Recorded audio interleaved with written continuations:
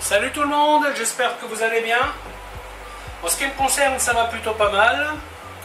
Alors comme d'habitude, on s'abonne, on met des petits pouces et on pose des questions si on le souhaite. Il n'y a pas de problème, j'y répondrai avec plaisir. Alors aujourd'hui, je vais vous faire une petite recette plutôt simple à faire, qui demande un minimum de travail, genre cuire des épinards et faire une sauce béchamel. Ce sont des œufs à la florentine. Donc pour ce faire, il faut des œufs durs. Donc là, ils sont en train de cuire. Il faut de l'épinard, du beurre, de la farine pour faire la sauce, du lait et un peu de beurre pour les épinards. Et je vais y mettre un peu de crème aussi dans ces épinards.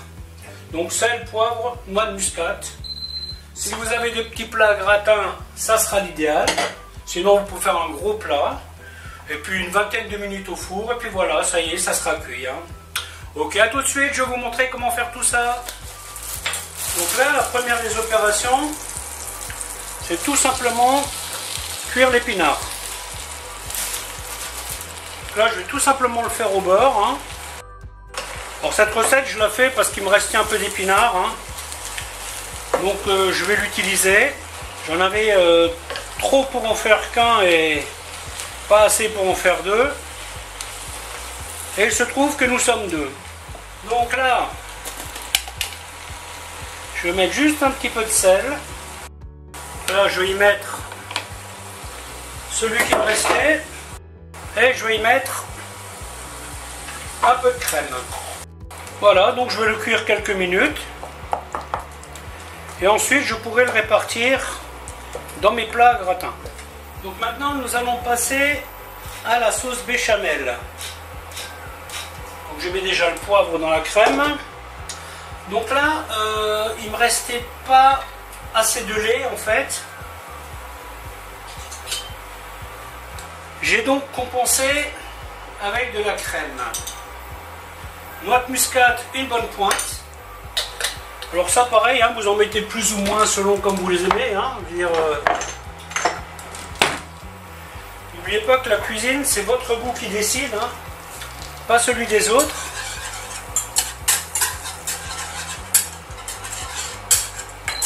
Voilà, hop. On y met la farine. Là, c'est ce que nous appelons un roux.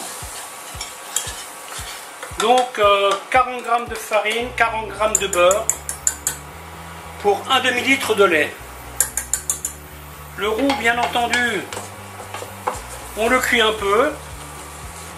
Ça, c'est une étape, c'est bien de la faire. Beaucoup ne la font pas, mais voilà. Vous voyez, quand vous commencez à avoir des petites fleurs comme ça, ça veut dire que vous pouvez mettre votre liquide. Je vais donc commencer par mettre une partie de mon liquide.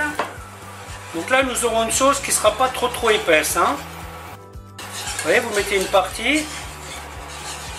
Ça vous permet de bien lisser. Donc là, il y a à peu près 350 g de lait et 150 g de crème. Et on met le reste. Alors on va porter cette sauce à ébullition. Et bien sûr, on va surveiller. On ne s'en va pas. Une fois que c'est lissé, on passe à la spatule. Ce qui nous permet de bien racler le fond pour que ça n'accroche pas. Et je vais mettre ça en sel à peu près. On peut toujours rectifier, bien entendu. Cette sauce, je vais la cuire une vingtaine de minutes. Quand vous voyez que ça commence à cuire, à bouillir, bien entendu, vous baissez le feu. Faites bien attention car cette sauce accroche à une vitesse phénoménale. C'est le genre de sauce qui ne fait pas de cadeau. Une fois que votre épinard est cuit et assaisonné, vous le répartissez dans les petits plats gratins de façon uniforme de préférence. Alors si vous n'avez pas le temps d'utiliser de l'épinard frais, vous pouvez prendre de l'épinard surgelé. J'ai une préférence pour les branches. ça fonctionne très bien aussi. Et bien entendu, on garde toujours un œil sur la sauce, ne l'oubliez pas. Si vous trouvez qu'elle est trop épaisse, vous pouvez rajouter un petit peu de lait, mais attention, n'en mettez pas trop, hein. En ce qui me concerne, elle est très bien comme ça. Et bien sûr, on maintient la surveillance, hein. On ne s'en va pas. Cette béchamel aura cuit une bonne vingtaine de minutes, à tout petit feu, bien entendu. Je vais garder l'œil sur elle, bien entendu aussi. Donc, quand votre sauce est cuite, vous coupez les œufs en deux. Donc, œuf dur classique, hein, 10 minutes de cuisson, après ébullition, et pas avant.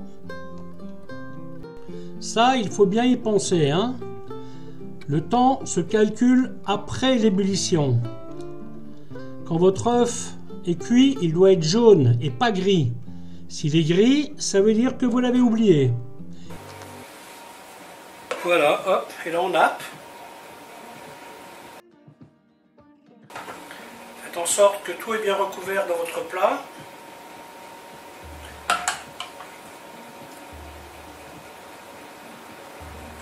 Bon là j'aurai assez de sauce pour faire 3 personnes. Hein.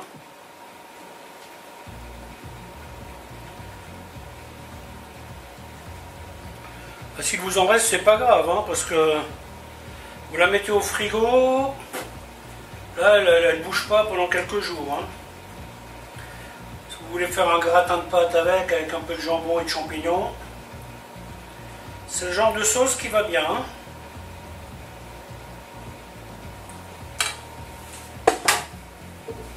Voilà, et ensuite on finit avec le fromage. Alors là, moi je mets du comté râpé. Je peux mettre du gruyère tout simplement, ou de la tome, enfin bon bref, moi j'adore le fromage, hein, donc j'ai toujours du fromage râpé dans le congélateur. Comme ça, si j'ai envie de faire un truc, hop, j'ai une partie des ingrédients qui est présente.